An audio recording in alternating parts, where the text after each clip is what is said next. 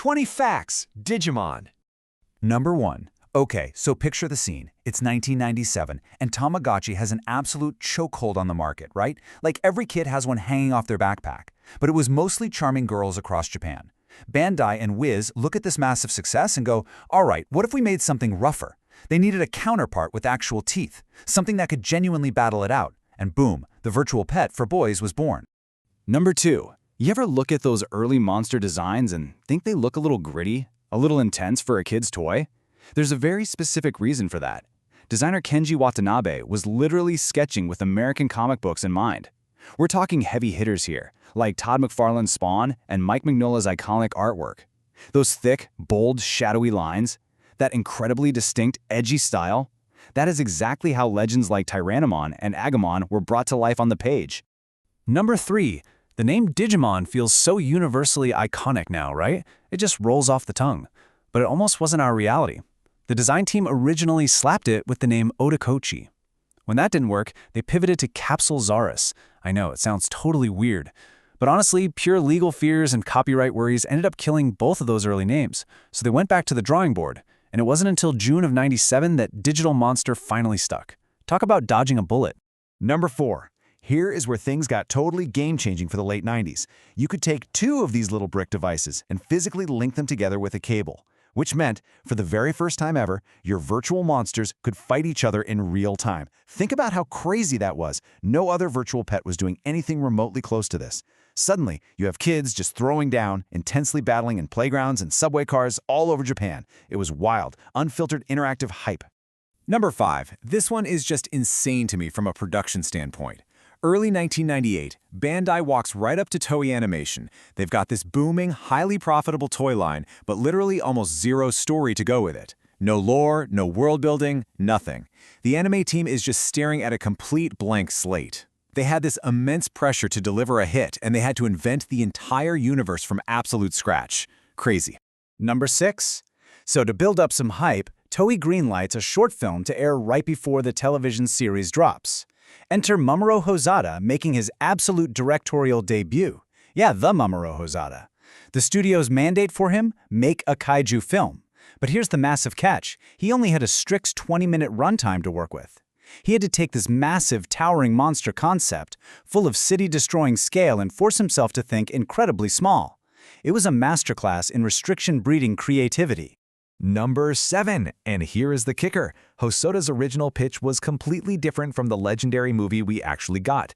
He wanted to set the entire short film way back during the 1964 Olympics. Can you imagine Taichi's dad as the main hero of the franchise? Just running around a retro Tokyo? Well, Toei looked at that idea and completely shut it down. They were just like, no, we want giant monsters trashing modern-day Tokyo instead. End of discussion. Number 8. So the original adventure series kicks off in August 1999. But that exact date wasn't just pulled out of a hat. The legendary prophet Nostradamus had famously predicted that a literal king of terror would descend from the sky in July 1999. The writing team knew exactly what they were doing. They totally leaned into that very real-world, end-of-the-world millennial dread that everyone was feeling right before Y2K. Spooky, right? Number 9. Producer Seki Hiromi made an absolutely massive call early on in production. She put her foot down in the writer's room and declared that the Digimon must talk. Her logic was simple but brilliant. If these creatures can't speak and communicate their feelings, the audience is never going to truly bond with them. They'd just be weird pets. And honestly, that single crucial choice defined the very DNA of the entire franchise moving forward. Number 10. Head writer Nishizono Satoru did something absolutely beautiful here. He hard-linked the concept of digivolution directly to human emotion. Before a digital partner could evolve and get stronger, the human child had to actually grow emotionally. They had to overcome a personal flaw. It wasn't just about grinding power levels, it turned these chaotic, flashy battles into deep, coming-of-age rituals. The monsters literally became mirrors for the kids' own souls. Number 11. All right, let's settle this debate right now. Digimon obviously arrived in the shadow of a colossal giant. Pokémon was already dominating every single playground and TV screen on planet Earth. Because of that timing, fans constantly forced this massive, bitter rivalry that honestly never actually existed. Behind the scenes, the creators had total respect for each other, and these two franchises were always fundamentally trying to do totally different things with their storytelling. Number 12. April 1999. The legendary Koji Wada steps up to the mic and records Butterfly. Fun fact, it was his first rock song ever. He wasn't even a rock vocalist. And it didn't just become a minor hit, that absolute banger of a ballad became the franchise's eternal, undeniable anthem. It still gets people incredibly hyped to this day. NHK even went on to officially rank it among the top 100 anime songs of all time. Absolute legend. Number 13. Then we get to Season 3, Digimon Tamers, and writer Chiaki Kanaka just injects the whole project with pure, unadulterated cyberpunk intensity. Like the show takes a dark turn and suddenly starts asking heavy ethical questions. Should humans even be controlling digital life at all? It absolutely refused to talk down to its audience. It treated children like real, deep thinkers capable of grasping complex philosophy. This definitely wasn't just your standard Monster of the Week show anymore. Number 14. Enter Digimon Frontier in 2002, and man did they ever flip the script with this one. Through a new mechanic called Spirit Evolution, the human children themselves actually transformed into the Digimon. Boom! Just like that, the core formula was gone. No cute little partner monster standing next to them for emotional support. And let me tell you, the fanbase was completely divided, arguing fiercely over this radical change to the lore. Number 15. After the X-Ross Wars era finally wrapped up, Digimon kind of faded. It just quietly slipped off television and slowly drifted out of the mainstream cultural conversation.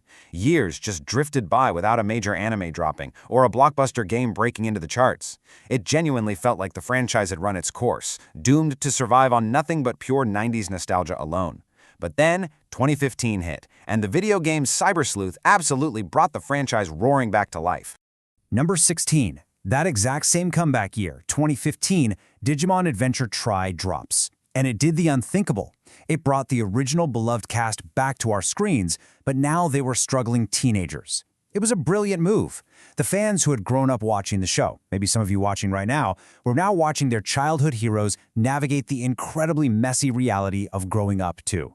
That wave of nostalgia, it was highly deliberate and it hit incredibly hard. Number 17. Fast forward to 2020.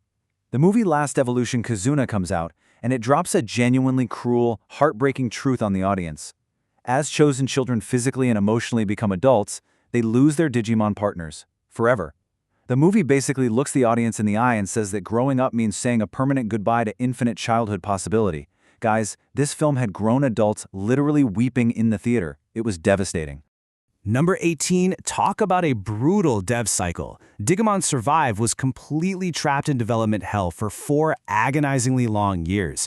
The development studio swapped out mid-production, the game engine entirely changed, the entire project basically had to be restarted from total scratch. But against all odds, it finally crawled out of the ashes as this incredibly haunting, brilliant visual novel all about trauma, grief, and the heavy weight of your personal choices.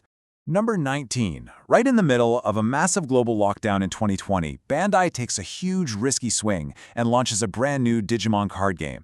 And against all expectations, it completely went off. Competitive play just absolutely exploded, thriving through webcam matches online and eventually packed tables in local game stores. Out of nowhere, through literal cardboard, the franchise found this entirely new, massive heartbeat and a fiercely dedicated modern community. Number 20. When you really step back and strip it all down, Digimon was never actually about the digital monsters. It was always about the raw, unavoidable pain of growing up. It's that universal human story. Every child eventually meets a companion, or a phase of life, that simply cannot stay. The digital world steps in to give us exactly what real life takes away, and then it asks us to let go. So, if this deep dive into the digital world hits you right in the nostalgia, do me a massive favor and smash that like button. Share this video with your fellow chosen children and absolutely hit subscribe so you don't miss any of our future content. Catch you in the next one.